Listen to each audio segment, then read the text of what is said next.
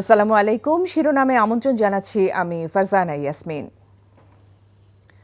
রাষ্ট্র সংস্কারের অংশ হিসেবে অন্তর্বর্তী সরকার গঠিত ৬ সংস্কার কমিশনে পূর্ণাঙ্গ প্রতিবেদন প্রকাশ করা হবে আজ। একই সঙ্গে পরবর্তী আশু করণীয় মধ্যমেয়াদী পরিকল্পনা বা ভবিষ্যতে নির্বাচিত সরকার কি করতে পারে সেটিরও সর্বসম্মত সুপারিশমালা পেশ করবেন কমিশনের প্রধানরা। প্রধান উপদেষ্টা প্রেস উইং জানিয়েছে, গত বছরের ৮ আগস্ট অন্তর্বর্তী সরকারের দায়িত্ব নিয়ে ড. মোহাম্মদ ইউনূস রাষ্ট্রের বিভিন্ন খাতে সংস্কারের জন্য ৬টি কমিশন গঠন করে দেন। এসব কমিশনকে ৯০ দিন বা ৩ মাসে অর্থাৎ ৩০শে ডিসেম্বর প্রতিবেদন জমা দিতে বলা হয়। এরপর নির্ধারিত সময়ের ১৫ দিন পর গত ১৫ই জানুয়ারি সংবিধান, নির্বাচন কমিশন, পুলিশ সংস্কার ও দুর্নীতি কমিশন এই ৪টি সংস্কার কমিশনের প্রতিবেদন প্রধান উপদেষ্টার কাছে পেশ করা হয়। সরকারের পক্ষ থেকে জানানো হয়েছে, সংস্কার কমিশনের পূর্ণাঙ্গ প্রতিবেদন ও সুপারিশমালা রাজনৈতিক দল ও গণঅভ্যুত্থানের পক্ষের শক্তিগুলোর কাছে পাঠানো হবে আজ।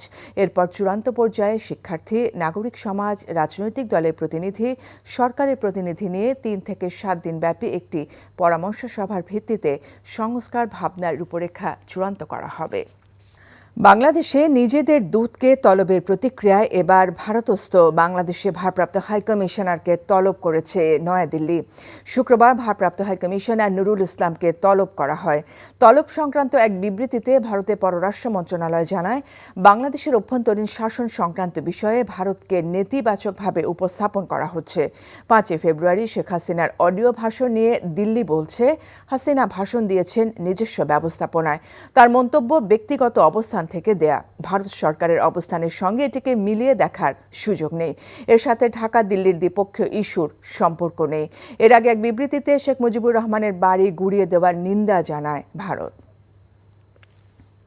গাজীপুরে সাবেক মুক্তিযোদ্ধা বিষয়ক মন্ত্রী আকম মোজাম্মেল হকের বাড়ি ভাঙচুর ও অগ্নিসংযোগকালে এলাকাবাসী প্রতিরোধ হামলায় আহত হয়েছেন অন্তত ২০ জন। আহতদের মাঝে ৪ জনের অবস্থা আশঙ্কাজনক। তাদেরকে ঢাকা মেডিকেল কলেজ হাসপাতালে পাঠানো হয়েছে। এদিকে এই হামলার প্রতিবাদে আজ দুপুরে গাজীপুরে বিক্ষোভের ডাক দিয়েছে বৈষম্য বিরোধী ছাত্র আন্দোলন। এলাকাবাসী জানান, শুক্রবার রাত ১০টার দিকে গাজীপুর মহানগরে ধীরাশ্রম দক্ষিণ খান এলাকায় সাবেক মন্ত্রী ও গাজীপুর জেলা আওয়ামী লীগের সভাপতি আকম মোজাম্মেল হকের পৈতৃক বাড়িতে বৈষম্য বিরোধী একদল ছাত্র জনতা ভাঙচুর ও অগ্নিসংযোগের চেষ্টা চালায়। এ সময় এলাকার লোকজন ডাকাত বলে চিৎকার দিলে এলাকাবাসী জড়ো হয়ে বৈষম্য বিরোধী ছাত্র জনতাকে ধাওয়া দেয় এবং বেশ কয়েকজনকে আটক করে পিটিয়ে আহত করে।